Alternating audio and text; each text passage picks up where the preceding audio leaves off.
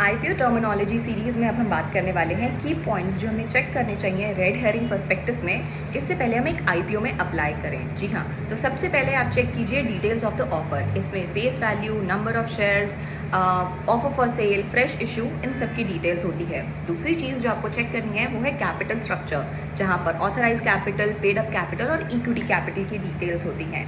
उसके बाद आप चेक कीजिए कंपनी एंड बिजनेस ओवरव्यू, जहाँ पर कंपनी जिस भी इंडस्ट्री में ऑपरेट कर रही होती है उसके अपॉर्चुनिटी, स्ट्रेंथ, वीकनेसेस आने वाले फ्यूचर में मेंशन्ड होते हैं।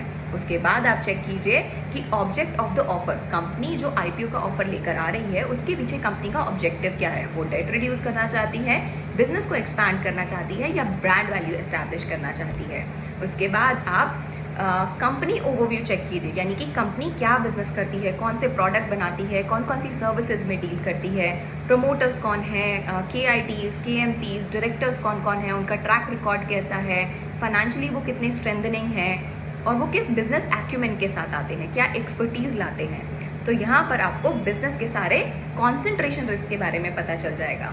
उसके बाद आप चेक कीजिए फाइनेंशियल इन्फॉर्मेशन, जिसमें कि आपको पास्ट ट्रैक रिकॉर्ड पता चलेगा via balance sheet, P&L, cash flow, notes to accounts. और इसमें ध्यान से पढ़िएगा कंटिंजेंट लायबिलिटी के सेक्शन को, यानी कि कोई भी of the balance sheet line item है वो आपको यहाँ पर पता चलेगी, जिसमें अगर कोई भी केस पेंडिंग है, high court, supreme court, income tax department, वो सारे केसेस यहाँ पर मेंशन होंगे और आप सारे के सारे रिस्क पहले ही एनालाइज कर पाएंगे।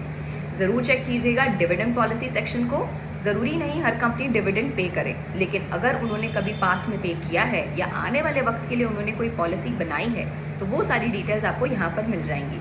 और ऐसी ही जानकारी के लिए फॉलो फॉर मोर।